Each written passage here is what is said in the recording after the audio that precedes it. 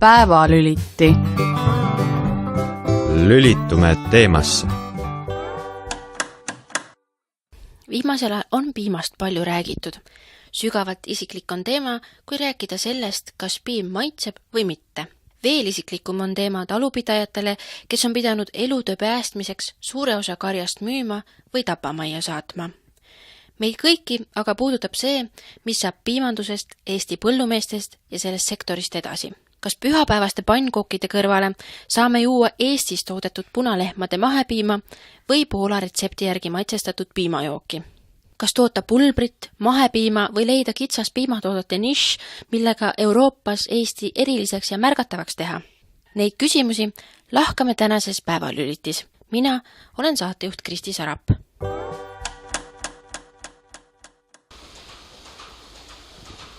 Need siin ootavad järjekorrast, millal lüpsma saaks.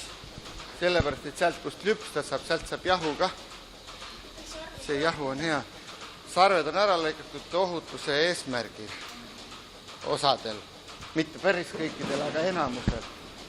Et mingisugune kogus karjast on lubatud ära lõigata, aga osadel lehmadel ei olegi, maatõugulehmadel ei olegi, näiteks sarvi ja Simmentallil ka ei ole sarv, millega me tahame ka tulevikus tegelikult. Aga siin on ainult Eesti punast tõugulehmade kari.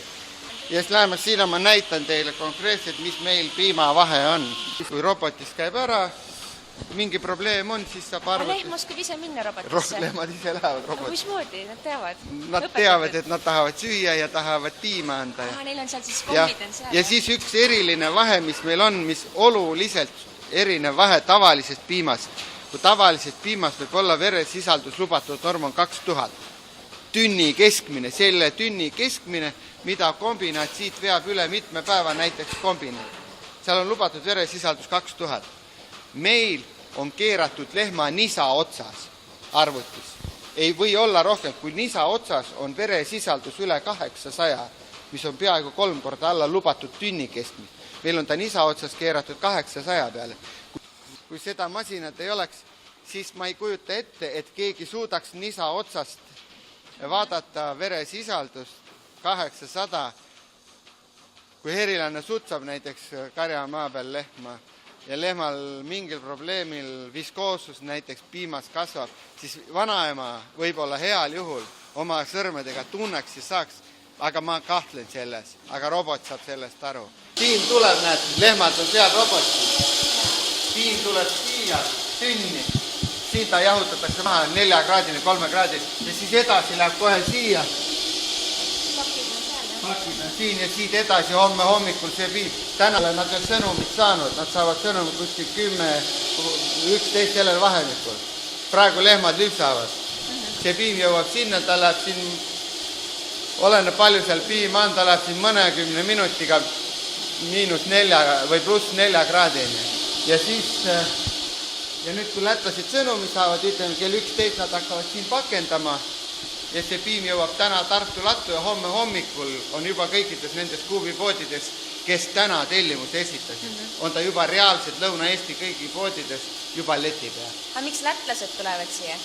Meil on üks lätlane võetud tööle, üks pakendaja Apes. Et siis nemad on nagu transporti no ta kõik hooldab neid seadmeid, pakendab ja viib sinna. Me ei saanud siit koha pealt sellist meest, kes selle tööga sai hakkama.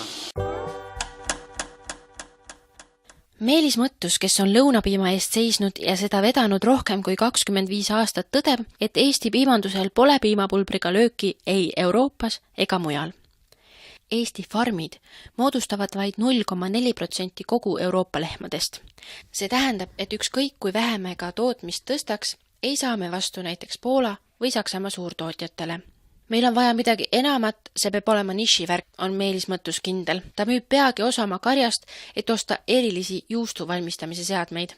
Unistada sellest, et Eesti oleks suur piimapulbri tootja riik, kui me kõik lehmad paneksime ühte lauta, mis Eestis on, ja kogu selle piima toodaksime ühes pulbritehases, siis see pulbritehas oleks ka Euroopa mõistes juba väike tehas. Ta ei suudaks hinna poolest konkureerida, ta suudaks hinna poolest konkureerida ainult siis tänu poliitikutele, et kui oleks need toetused siis sedamoodi siis väänatud. või siis tänu sellele, et siis see kombinaat võib-olla, kui ta siseturu peale ka midagi müüks, siis tal oleks siseturul monopoolne seisund, siis ta saaks seda ära kasutada ja siis tänu sellistele skeemidele ta oleks võib-olla maailmas olnud konkurentsivõimeline, aga muidu ei ole. Sellepärast, et meil on keskkonnatingimused on kõrgemad, kui on paljudes mingites teistes riikides või kolmandates riikides. Meil on inimesed siin, kes tahavad võib-olla normaalsemat palka saada. Meil on selline infrastruktuur, mis ei toeta ülisuuri lahmakaid, kus inimesi ei ole, et seal siis sa võid tootmist teha nii, nagu sa parasjagu ise tahad. Et meil ei ole seda, et Hiina piiri peale ehitatakse praegust piimakombinaat või lehmalauta, mis on suurem kui kõik Eesti lehmad.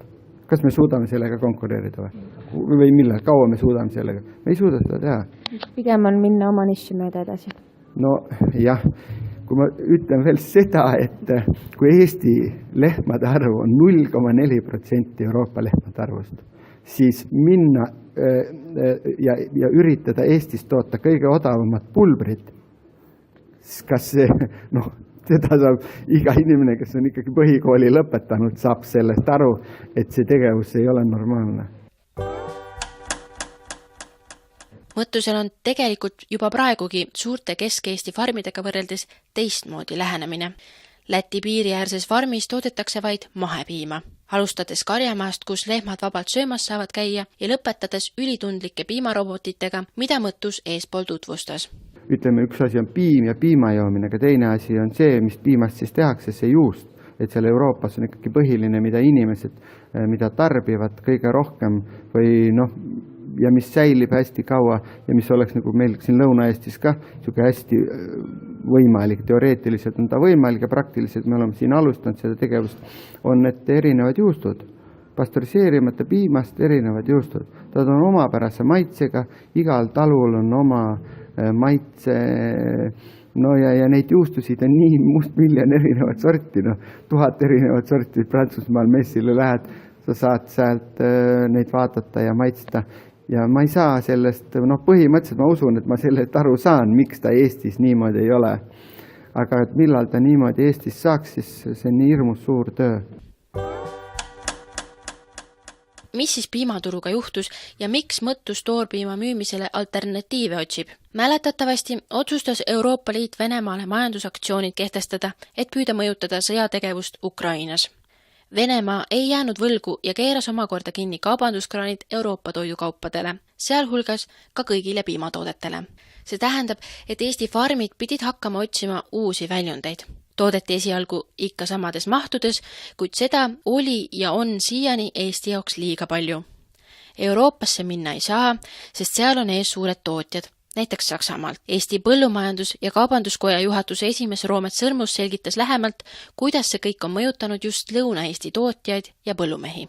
Kui me vaatame viimasele paarile aastale tagasi, siis tegelikult Eesti piimandust on tabanud või tabas üks, mõtleks isegi läbi aegade suuremaid kriise, mille põhjuseid on mitmeid.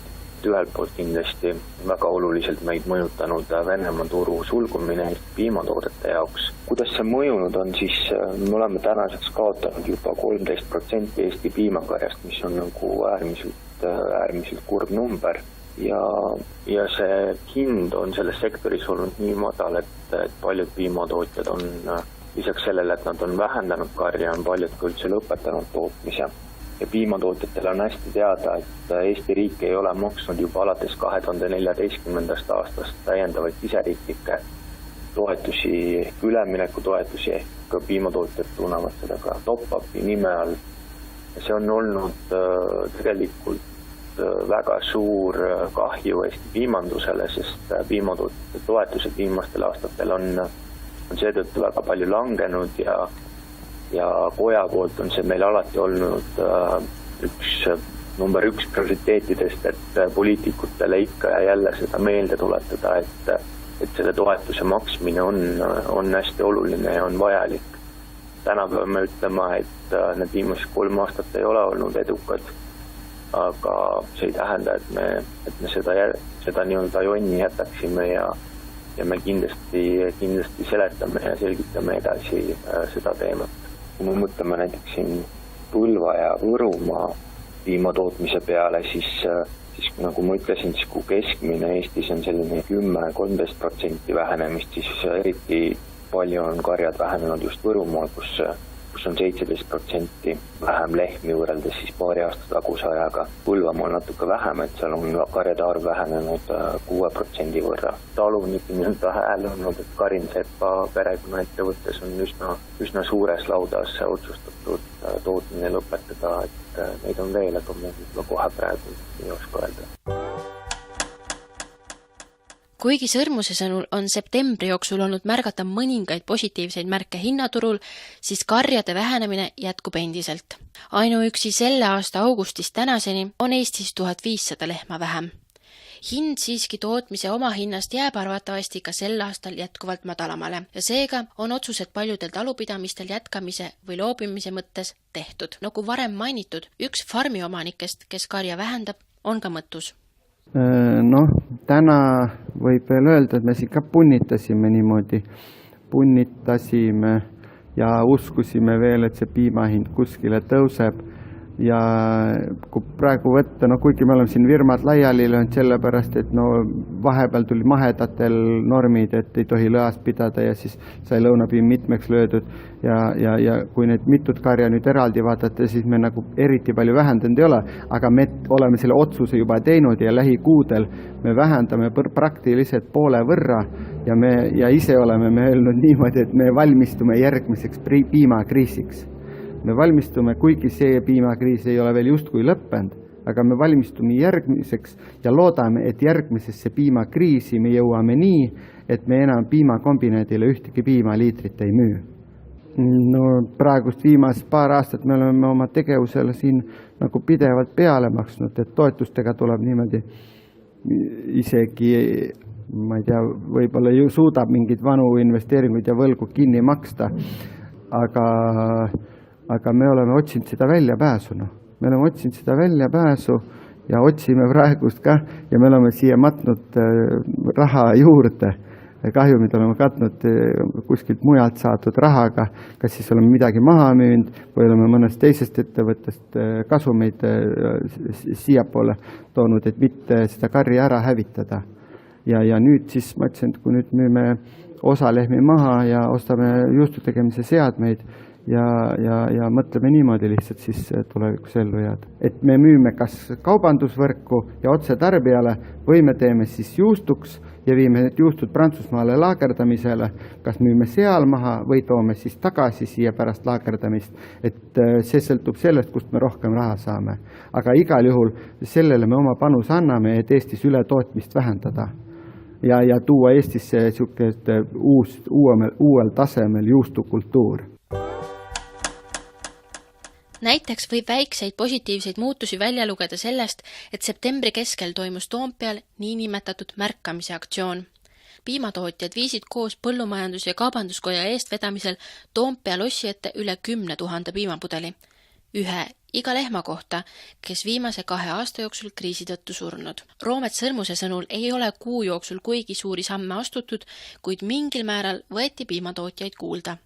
Roomet Sõrmus. Märkamisaktsioonist Toompeal on nüüd möödas juba kuu aega ja me võime öelda, et mõned asjad siiski selle aja jooksul on muutunud. Teatud märkamist on üles näidanud Vabariigi Valitsus, kes on otsustanud täiendavalt eraldada Eesti põllumajandustootjate, eelkõige on silmas peetud piimakarjakasvatajaid ja seakasvatajaid täiendavat kriisiabi 3 miljoni euro ulatuses.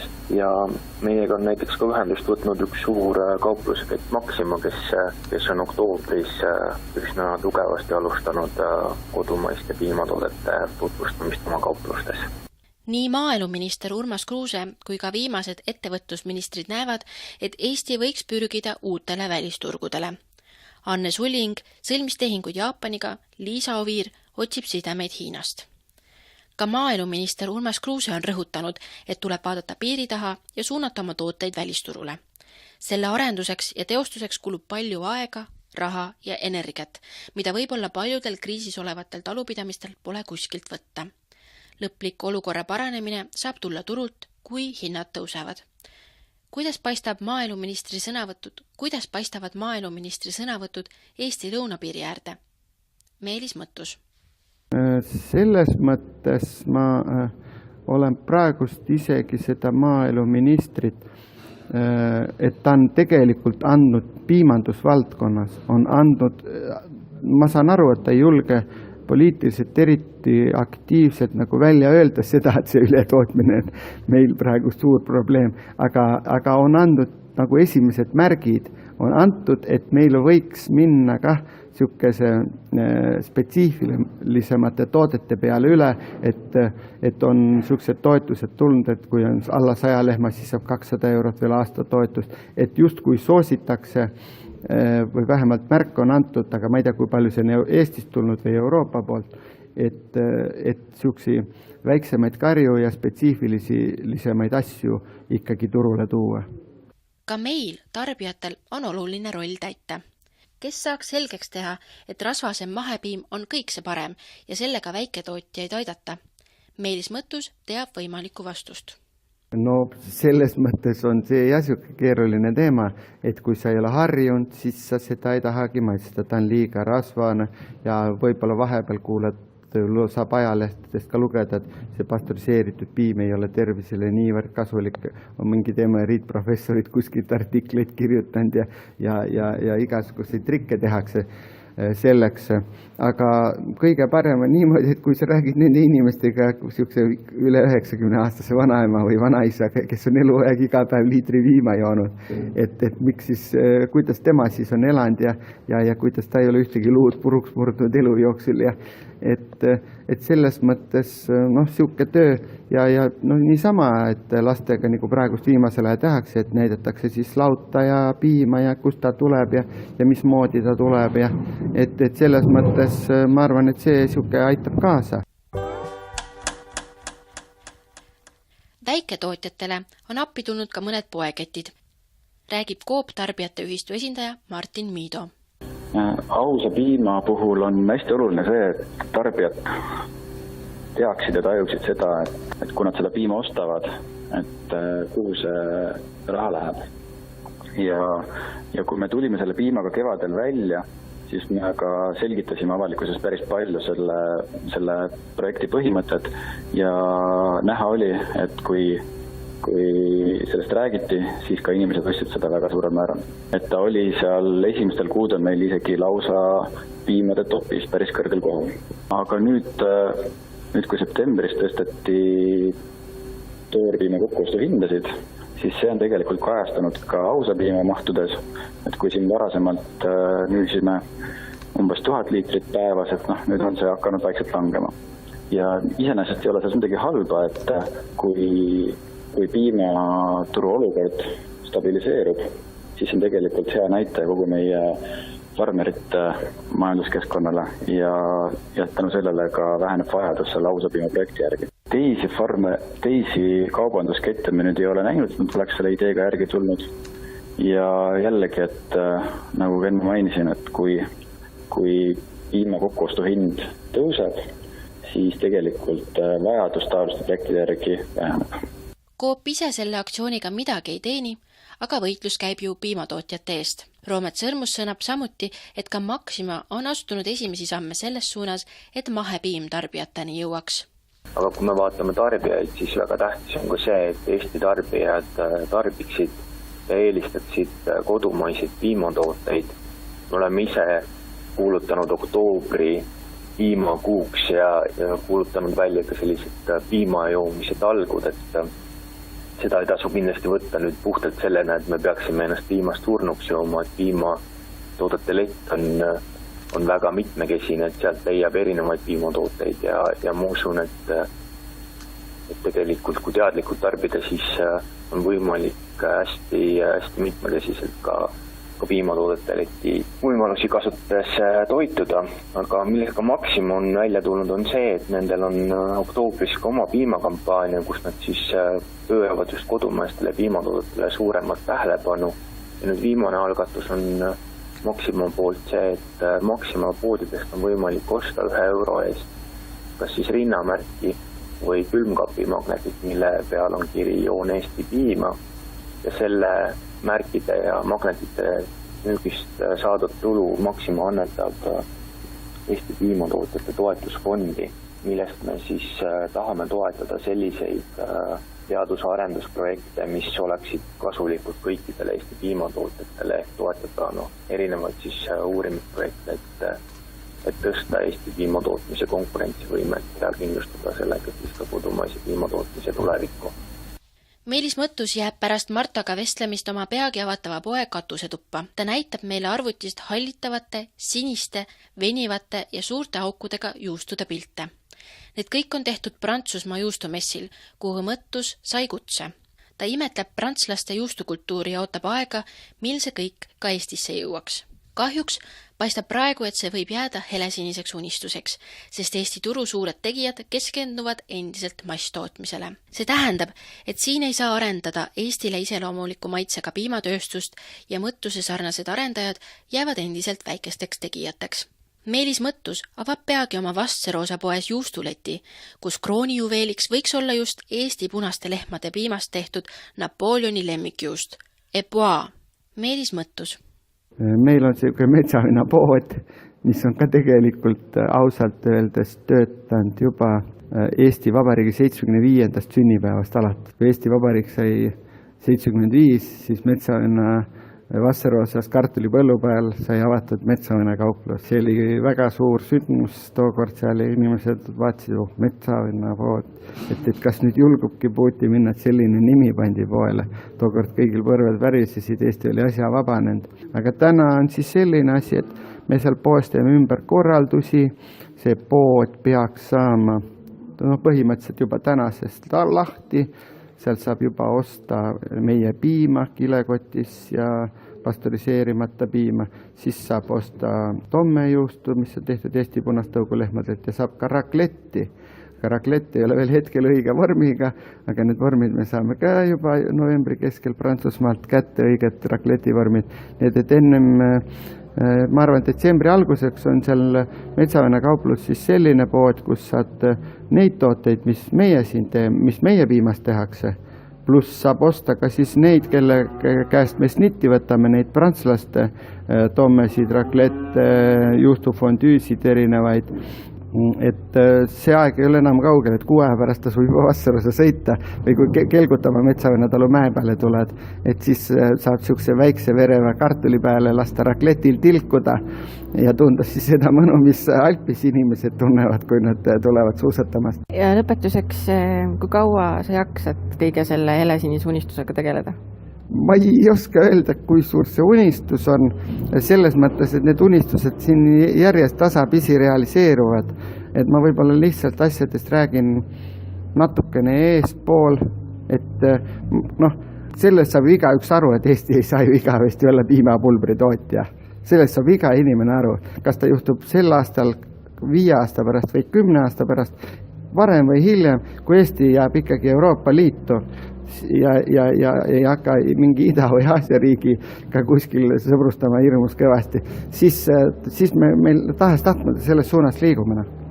Et seal ei ole teist võimalust. Kas mina sellest räägin või ei räägi, sellel ka ei ole eriti palju vahet, aga me oleme võib-olla lihtsalt sellised esimesed, kes on selle asjaga välja tulnud, isegi siis, kui me kõigepealt suuri kasumeid ei saa, aga me vähemalt tegeleme sellega, mis meile endale meeldib ja mis me arvame, mis selles piirkonnas on sobilik, millega on sobilik tegeleda.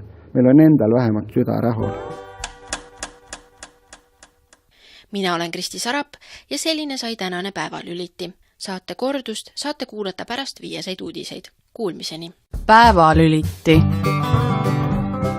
Lülitume teemasse.